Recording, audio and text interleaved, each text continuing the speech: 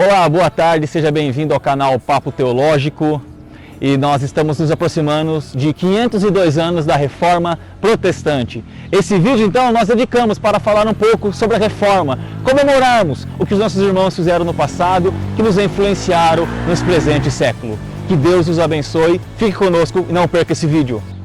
Castelo forte é o nosso Deus, escudo e boa espada. Olá, boa tarde, muito bem-vindo ao Papo Teológico e nós falaremos hoje sobre a Reforma Protestante. Nós estamos próximos a comemorar 502 anos da Reforma Protestante. E nós podemos perguntar, mas o que comemorar? O que estava acontecendo na época? Nós temos muito a comemorar, muitas coisas. Nós temos hoje uma Bíblia no nosso idioma, podemos acessá-la facilmente, podemos estudá-la livremente, podemos ler sem ser perseguido. E tudo que foi gerado foi graças a um movimento que começou no século XVI, aflorado. Mas antes, um pouquinho falaremos que já tinha os pré-reformadores. Basicamente no século XIV, com John Huss e com John Wycliffe, eles também já contestavam o ensinamento da igreja na época. Na época, a igreja romana, o catolicismo romano, estava vivendo um momento muito obscuro, onde o poder político era maior do que o poder eclesiástico. A igreja aprisionava as pessoas, vendo que dava lucro em vender indulgências. As pessoas pagavam pelo perdão dos seus pecados, as pessoas compravam objetos sagrados, pedaço da cruz, ovo do Espírito Santo, pena da pomba santa. As pessoas faziam tantas coisas porque estavam escravizadas, sem a luz da revelação divina, que é a palavra de Deus. Lutero, vendo tudo isso, fica indignado. E Lutero é um dos grandes reformadores que contesta todas essas coisas.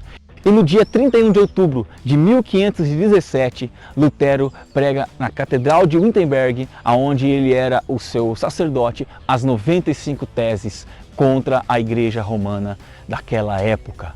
Lutero contesta a autoridade papal e Lutero diz que as Escrituras quem dita a regra para a Igreja e não a Igreja quem dita a regra das Escrituras. As Escrituras estão acima da tradição, as Escrituras estão acima da igreja, ou seja, as Escrituras é a fonte máxima da revelação do Senhor que dita o caminho da igreja. Lutero então dá início a essa reforma, começando a pregar, a debater contra os dogmas da Igreja Católica da época do século XVI. Antes já falamos de John Huss, ele foi queimado na fogueira, martirizado por pregar contra a Igreja Romana da época. Só que Huss fala uma certa profecia de Lutero. Ele diz, hoje vocês queimam o ganso, mas daqui a 100 anos surgirá o cisne, ao qual vocês não poderá deter, nem mesmo o Papa. Huss errou por 2 anos, porque no ano de 1517 surge Lutero. Mas não somente Lutero vem pregando na Alemanha, mas tem outros reformadores.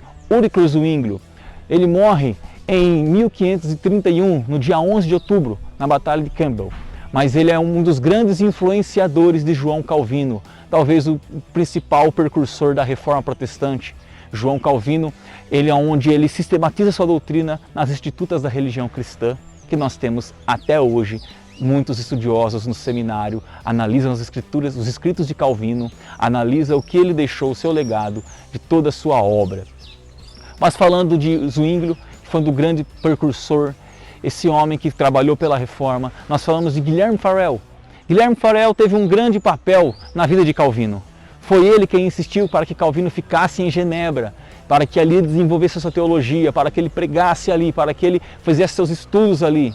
Nós temos mais mártires, temos Guido de Besse, que morreu dos Países Baixos, martirizado, condenado à forca, no ano de 1567, por pregar a Reforma, por pregar as Escrituras. Nós temos muito a comemorar. A Reforma trouxe esse aspecto, é um tratado teológico. Ela trouxe isso para nós. Ela trouxe a Bíblia no nosso próprio idioma. Foi aí que os reformadores começaram a discipular as pessoas e a alfabetizar cada um através das Escrituras. A Reforma foi precursora por trazer hospitais, orfanatos, escolas ela transformou não só no ramo teológico, mas socialmente, ela impactou todo o ambiente. Nós temos muito a comemorar e nós não podemos ficar parados.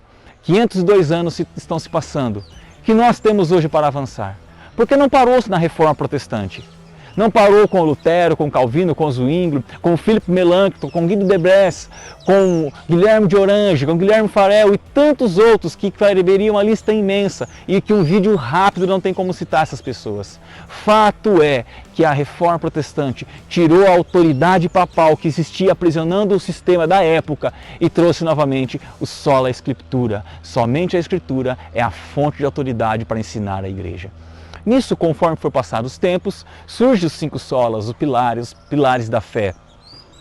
Lutero comenta, Calvino comenta, e eles são contra a autoridade papal.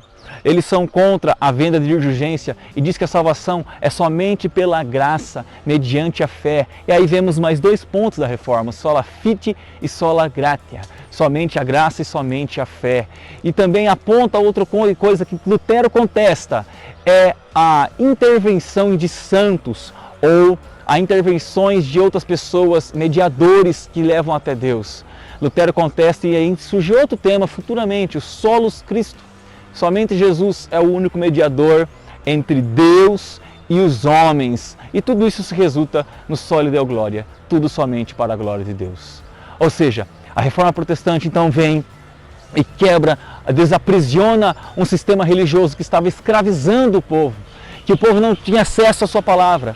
O povo era tão sombrio na época e as coisas eram tão difíceis que se até mesmo pegasse a uma criança orando o Pai Nosso no seu próprio idioma, a família toda era condenada à fogueira. Era proibido, porque somente a Igreja Romana da época tinha a autoridade de transmitir a palavra do Senhor, alegando que as pessoas não tinham capacidade de interpretar as Escrituras. Aonde Lutero contesta também e diz que as Escrituras interpretam a si mesma. Um ponto obscuro da palavra nós interpretamos a um ponto mais claro, a outra passagem mais clara.